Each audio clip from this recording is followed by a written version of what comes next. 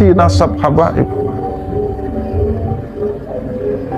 Kata-kata itu didengar oleh orang-orang yang polos model kita.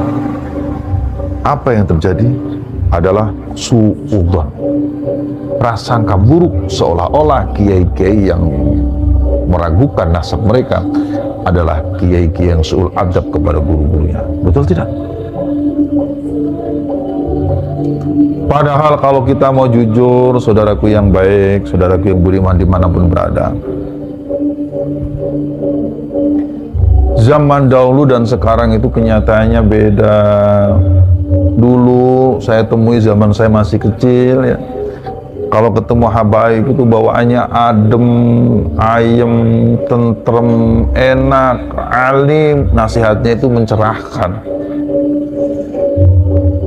Dulu ada habaib yang di daerah kita itu namanya Syekh Hamzah Asyad.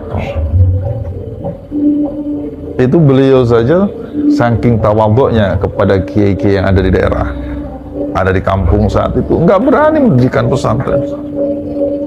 Yang beliau dirikan itu masjid untuk berkumpulnya para jamaah untuk sholat bersama. Bukan apa-apa, bukan karena beliau tidak punya ilmu, alim, beliau ini hafidz Quran, tapi karena tawadhu. Susah dibayangkan lah bahasanya kepada para kiai, para alim, para ulama di kampung setempat. Apa yang terjadi? Para kiai, para alim, para ulama di kampung atau di daerah dimanapun berada itu, mereka itu punya prinsip. Ketawadhuan itu menjadikan hati kita meleleh dan harus dibahas dengan ketawadhuan yang sama, sehingga tidak ada alasan bagi mereka untuk mengingkari tentang nasab mereka. Ditambah lagi dengan sukhrah wal ifadhah, mereka sudah meyakini masyhurnya, mereka sudah berhusnudzon masyhurnya mereka itu adalah orang-orang yang alim, yang tawadhu, adalah pantas sebagai dzurriyyah Nabi Shallallahu Alaihi Wasallam. Tapi yang sekarang terjadi kan beda. Mengaku dzurriyyah Nabi, congkaknya melebihi kecongkaan yang paling congkak. Akhlaknya tidak terjaga, lisannya menyakitkan hati, tutur katanya memprovokasi. Tidak enak diomongin lah. Kan semua bisa melihat sendiri itu yang ada di YouTube. Apa yang kemudian terjadi? Ulama-ulama kiwari, ulama-ulama zaman sekarang kan bertanya-tanya, apa benar sih orang model begini ini dzurriyyah Nabi? Ditambah lagi dengan masalah pernasaban itu sudah ada sejak dari zaman bahula.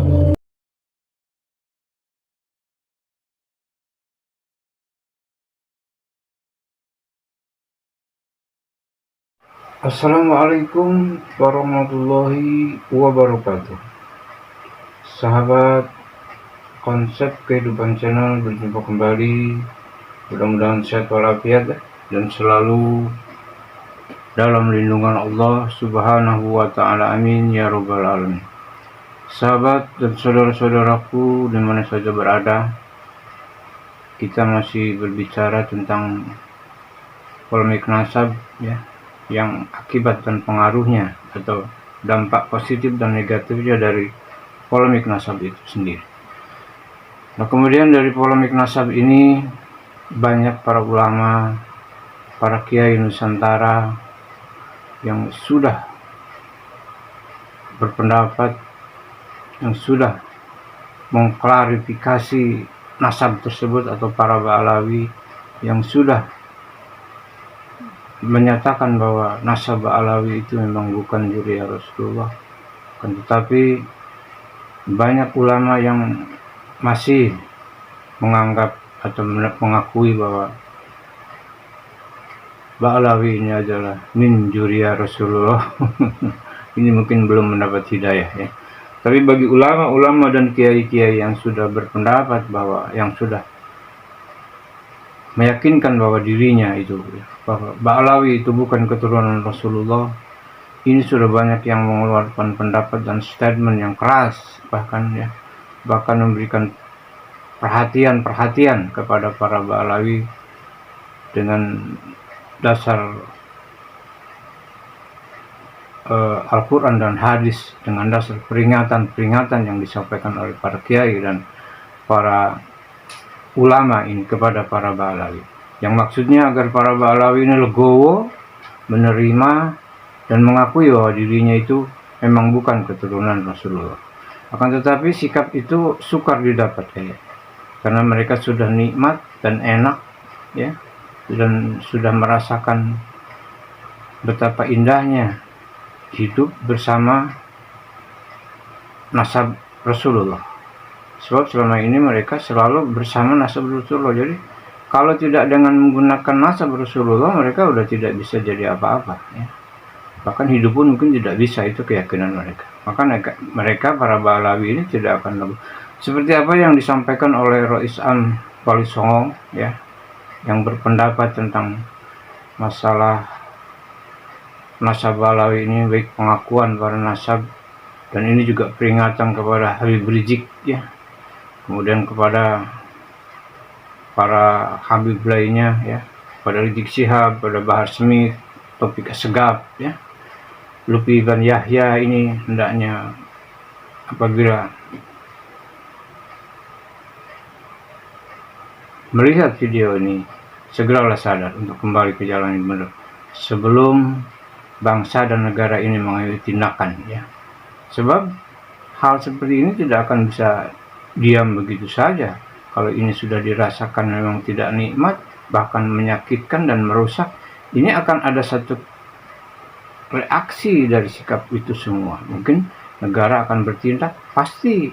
Kalau sudah rakyatnya mengeluh, menyampaikan keluhan dan didengar 1, 2, 3 orang keluhan ya, dan banyak orang yang sudah menyampaikan, pemerintah akan mengambil tindakan, aparat akan mengambil tindakan, negara akan bertindak. Sebab ini akan menjadi permasalahan negara. Demikian sahabat, untuk lebih jelasnya ayo kita dengar pernyataan dari ulama Indonesia, dari seorang Rois Am Wali Songo ya, yang akan menyampaikan pendapatnya tentang akibat dampak daripada para wali atau akibat dampak daripada para habaib ini yang sulit untuk menerima realita bahwa dirinya ini memang bukan keturunan Rasulullah. Selamat menyimak, semoga bermanfaat. Tidak yakin kalau mereka akan legowo ya. Sebab legowo itu membutuhkan kekosongan hati, membutuhkan kebesaran jiwa. Sampai hari ini saya tidak melihat rata-rata para habaib itu orang yang legowo, tidak melihat saya. Karena apa? Mungkin bisa jadi mereka sudah terlalu lama dinenabubukkan dengan kenangan-kenangan indah masa lalu. Karena dari tadinya yang dibangun adalah tentang kita ini adalah dzurriyyah Nabi, sehingga setiap berbicara Ahlul Bait merasa dirinya adalah orang yang paling dzurriyyahnya, kan begitu, betul tidak? Apa yang terjadi kemudian? Memanfaatkan agama untuk kepentingan-kepentingan mereka. Yang saya khawatirkan justru terjadi pencucian otak kepada orang-orang yang kosong model kita begini, dengan menggunakan doktrin-doktrin atau pembelokan-pembelokan hadis yang berkaitan tentang dzurriyyah Nabi Shallallahu Alaihi Wasallam. Kemudian apa yang dibangun narasinya? Yang dibangun narasinya itu begini nih: barang siapa meragukan tentang dzurriyyah Nabi, tidak percaya, memutuskan, maka dia tidak percaya adanya aulia Allah, yaitu para wali-wali Allah, yaitu para kekasih-kekasihnya Allah. Nah, barang siapa tidak percaya kepada aulinya Allah, maka dia tidak percaya kepada kebesarannya Allah. Atau bahasa yang sejenis lah ya, barang siapa tidak percaya kebesaran Allah, maka dia berarti menolak, berarti dia bermusuhan atau memusuhi Allah.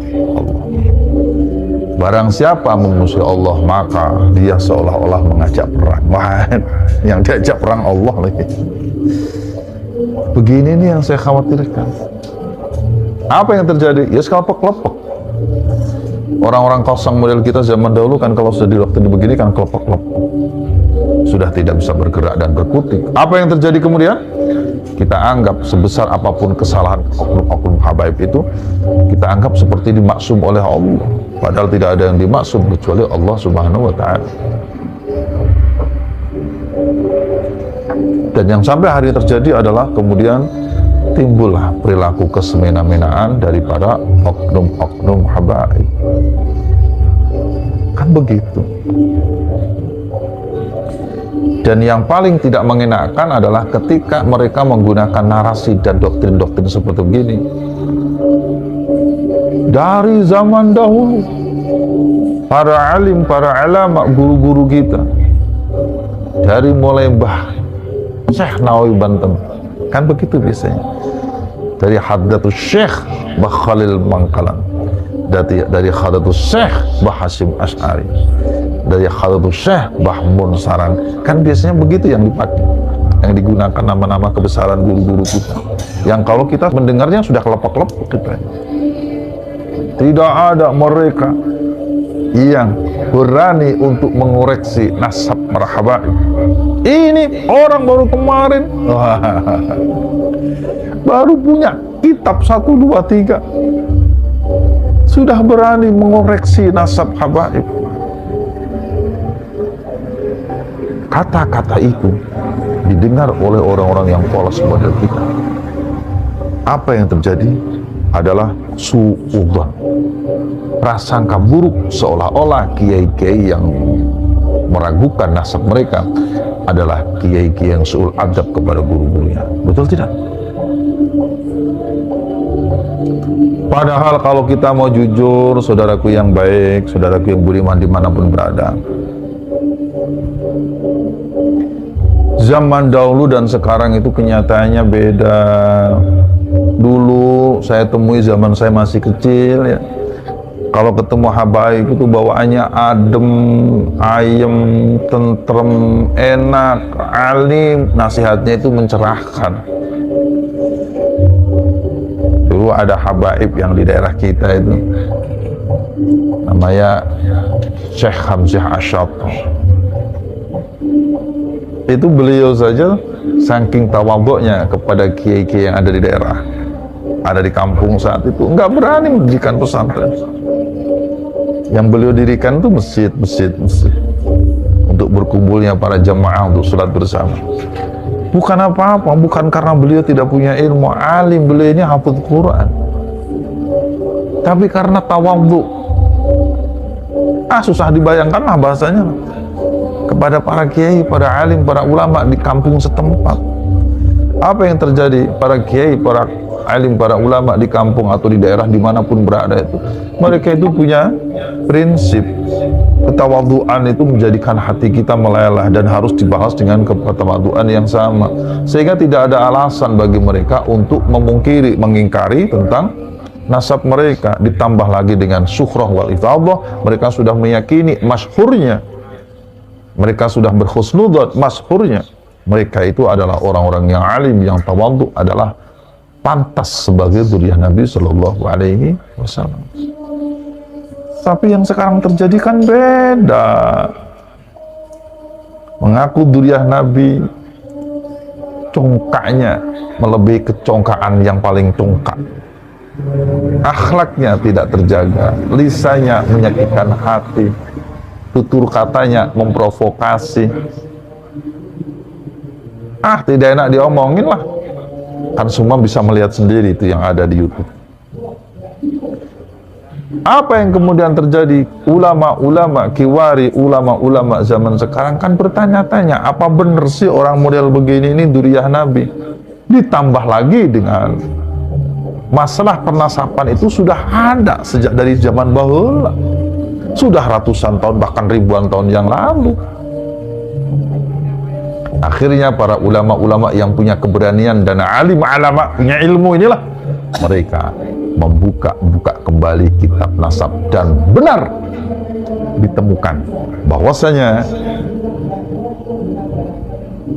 Duriyah Sayyid Ahmad bin Isa tidak ada ditemukan di kitab-kitab yang tahunnya mendekati tahun saat itu adanya seorang putra beliau yang disebut sebagai Ubadillah atau disebut sebagai Abdullah.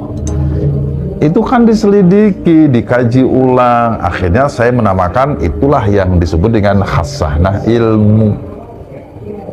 Timbullah keputusan sekarang, sebagian menganggap rungkat, munqati', tidak tersambung, tidak ada, diada-adakan. Bahkan dalam beberapa kitab itu tersambung melalui mimpi yang seperti pernah saya sampaikan dulu. Beda zaman, dan itu biarkan saja sebagai hasanah ilmu pengetahuan. Maka yang lebih bagus adalah jika memang ada orang yang merasa dirugikan atas kajian-kajian yang ada, anggap saja kajian Kiai Imaduddin, maka mestinya dia sanggah dengan ilmu, atau kalau tidak ya sudah saja laporkan Kiai Imaduddin ke kantor polisi. Itu yang saya tunggu-tunggu dari dulu. Makanya maaf ya, kemarin itu ketika ada surat somasi ya, saya pernah dengar katanya ada orang yang aktivis nasab yang disomasi, itu saya senangnya minta ampun. Sampai teman saya mau syukuran, mau nyembelih mentok. Ya karena memang permasalahan ini harus diselesaikan kedua tempat. Satu di pengadilan, dan itu pintu masuknya saya anggap dari somasi tadi. Tapi hanya kuciwa, kecoa. Apa kecoanya? Ternyata somasinya itu adalah hoak. Ada tangannya katanya dipalsukan dan lain sebagainya. Masya Allah, kecewa deh. Tapi kami dengar katanya ada laporan dari sebagian kuliah Wali Songo terhadap oknum habaib atas penyebaran fitnah atau hoak, nggak tahu, yang katanya laporannya sudah masuk ke kantor polisi. Ya mudah-mudahan saja pintu masuk ini bisa menjadi pembuktian diterima oleh semua pihak. Benar enggak kesahihan, kebenaran tentang tersambungnya Ba'alawi sampai ke Kanjeng Rasulullah SAW. Karena itu satu-satunya itu bisa meredakan hal ini. Atau yang kedua adalah keterlibatan pengurus besar Nahdlatul Ulama. Jadikan ini bahan kajian Bahdul Madail, undang para alim, para ulama yang ahli nasab, ahli sejarah, bil khusus tarikh Islam, lalu adakan kajian di situ, kemudian fatwakan hasilnya. Itu salah satunya. Kenapa mesti NU, Gus? Ya dalam hal ini memang yang sangat banyak dilibatkan adalah warga NU, baik NU secara struktural ataupun warga NU secara kultural. Kalau selain NU tidak banyak dilibatkan yang heboh masalah nasab habaib ini. Betul tidak? Alhamdulillah. Saya teruskan ya. Sehingga atas dasar ketawaduan itulah mereka ya tidak mungkin mengungkit nasab orang-orang yang baik, orang-orang yang tawadhu. Karena tadi dasarnya adalah husnudzon, syuhrah wal iftifadhah. Jadi zamannya sekarang sudah beda. Makanya sering saya katakan, tulis ya dengan tinta yang sangat tebal, biarkanlah kebenaran itu menemui jalannya. Allahumma shalli wa sallim wa barik alaihi. Kenapa sih timbul permasalahan ini? Ya tadi ya, dipicu dari akhlak-akhlak yang mengaku sebagai judah Nabi, ya oknum saja ya, tetapi tidak mencerminkan tentang datuk dan leluhur-leluhur akhlaknya yang mulia. Ditambah lagi dengan saya dengar informasi ada seorang oknum habaib yang menikah cukup dengan menggunakan telepon. Masya Allah. Dan banyak hal kadang-kadang ini kalau kita dengar menyakitkan hati. Jadi kita umat Islam yang tersakiti karenanya, seolah-olah agama itu dilecehkan kan kalau sudah begini. Dan yakin saya, kalau seandainya guru-guru kita melihat kenyataan hari ini pun, mereka juga tidak akan diem, enggak. Saya yakin itu. Saya yakin. Mereka pun nangis di alam barzahnya sana. Mereka pun nangis di alam arwahnya sana.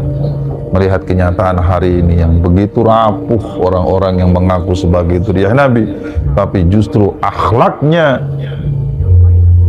mengkotori, menodai akhlaknya, akhlak yang tidak terpuji, yang dipertontonkan oleh mereka kepada seluruh umat, yang diunggah dari beberapa channel-channel YouTube, dan itu memalukan. Memalukan. Saya kalau sudah ngomong seperti begini mau menangis sebetulnya. Nah, saudara yang budiman yang dirahmati oleh Allah Subhanahu wa Ta'ala, saya bersyukur kepada Allah.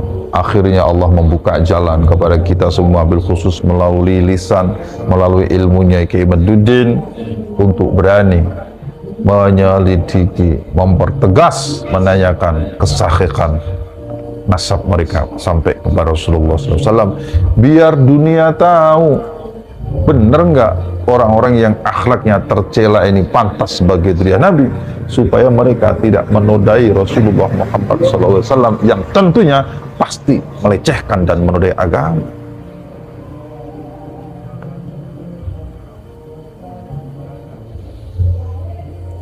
Bisa dipahami ya? Sehingga kalau sudah mengadakan kajian dengan tiga, saya lihat nih ada tiga kajian yang utama. Satu dari ilmu nasab, ilmu sejarah, dan yang ketiga dari ilmu DNA. Lah kok yang begini-begini ini ada orang nyeletuk, udah kita mubahalah. Ini orang makan kecubung dari mana ini? Ini orang kesambet dari mana ini? Mereka tidak paham tentang kaidah-kaidah dan dasar-dasar mubahalah, ujuk-ujuk mengajak mubahalah.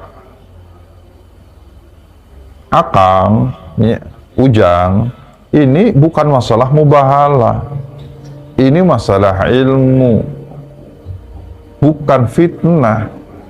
Jika memang ada yang merasa dirugikan, tidak terima, maka dua hal tadi lakukan. Satu, laporkan keimat kepada polisi, atau yang kedua, minta supaya orang-orang yang dirugikan ini membuktikan kebenarannya, membantah apa yang dilakukan oleh keimat, baik di forum-forum resmi ataupun di tempat-tempat lain. Tetapi jangan provokasi, jangan kira-kira mencuci otak orang sehingga timbul kalimatnya adalah kalimat mereka memfitnah, mereka memecah belah umat. Justru yang memecah belah umat adalah mereka yang ketika dikritisi, diragukan kebenarannya, mereka diam saja.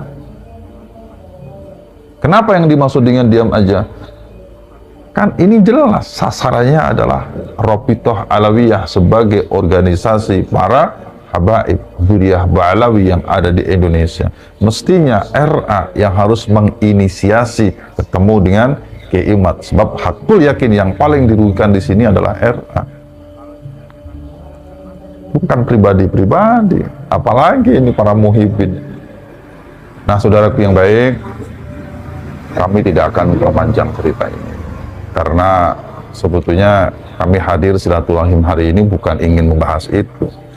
Kami hanya ingin membahas tentang beberapa poin yang kami tulis, yang intinya adalah sebagai hamba-hamba Allah yang masih memiliki kultur adat ketimuran, sehingga masih memiliki rasa, agama, dan tabiat serta budaya-budaya mulia. Sebagian dari saudara-saudara kami menyebut dengan belak-belakan bahwasanya nasab Ba'alawi munqati', rungkat, putus. Akan tetapi kami tetap menyatakan atas dasar keputusan bersama dari hutaswala pertemuan benda kerep, bahwasanya nasab Alawi sampai hari ini masih tetap mukhtalafun fih, dengan catatan sebagai berikut. Tolong diperhatikan nggih, nyuwun sewu. 1. Sambil menunggu musyawarah lanjutan dari episode berikutnya pertemuan di benda kerep yang sudah berjalan beberapa waktu lalu. Kenapa kami tidak sebutkan pertemuan Banten kemarin? Sebab pertemuan Banten ini kami rasa hambar. Hambar itu tidak memutuskan apa-apa yang kami anggap penting, tidak sebagaimana cerminan dari judul acaranya. Maka nyun sewu, kami tidak mempertimbangkan keputusan yang ada di Banten. Nyun sewu nggih, Gus, dan juga seluruh saudara-saudaraku yang ada di sana. Bahwasanya apa yang nanti diputuskan dalam pertemuan berikutnya yang wajib dihadiri minimal 50% dari seluruh peserta yang hadir di benda kerep, itulah nanti yang akan kami taati keputusannya. Apakah keputusannya adalah mengkotek, rungkat, atau tetap mukhtalafun fih? Kuma angkewe lah, cek orang Sunda banyak.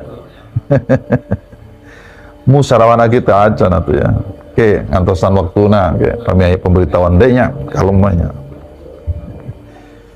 Catatan yang kedua, nyuwun sewu, ini penting diperhatikan. Meminta kepada Robitoh Alawiyah. Jadi isinya ini meminta sajalah ya. Kalau warning mah, terlalu tinggi bahasanya. Apalagi ancaman, apalagi peringatan, enggak lah. Ini memintanya, lamun cek bahasa nama, memohon begitunya.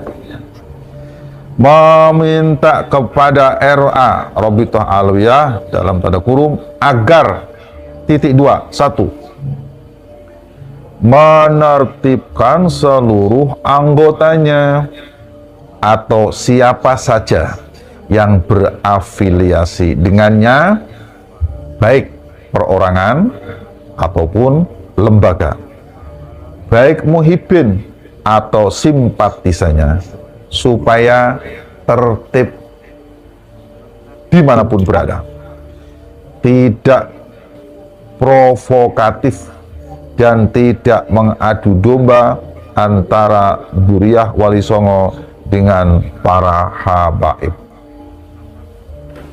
Di sini kami sebut Habib ya, atau disebut habaib sebab kami yakini mereka ini Duriah dari Yaman. Paham ya maksudnya? Alhamdulillah. Dengan tidak mempersekusi, dengan tidak mengintimidasi. Nah, contoh intimidasi itu ya seperti yang kemarin ya, dilakukan ada ulama yang kebetulan itu Duriah Wali Songo dan Abdul Nasab, kemudian ada oknum yang menolak. Nah, ini bagian daripada intimidasi itu. Tidak dijelaskan di sini. Saya ulangi lagi, tidak mempersekusi, tidak mengintimidasi siapapun terhadap para kiai yang kontra Ba'alawi sebagai Duriah Nabi Sallallahu Alaihi Wasallam. Yang ketiga,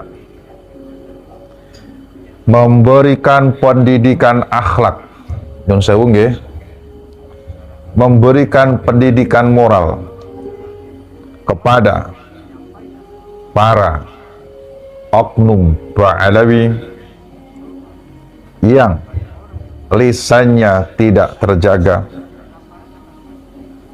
akhlaknya tidak terjaga, tutur katanya menyakitkan, meresahkan, merendahkan para kiai dan masyarakat pribumi. Nun sewu, tolong diperhatikan ya. Kami berharap catatan-catatan ini sampai kepada beliau ya, yang kita maksud tentunya. Yang keempat, meminta dengan hormat kepada Rabithah Alawiyah agar melakukan seleksi, ya mungkin semacam screening ya, kepada para oknum-oknum habaib yang hendak beraktivitas di dalam dunia dakwah dan ceramah atas ilmunya, untuk dikoreksi, diperbaiki ulang, agar kajian-kajian di dalam dakwah dan ceramahnya bisa berbobot dan tidak bercerita tentang halu dan doktrin-doktrin yang menjauhkan umat dari akidah. Yang kelima, menghentikan memutarbalikkan sejarah bangsa hingga pendustaan terhadap makam-makam keramat yang ada.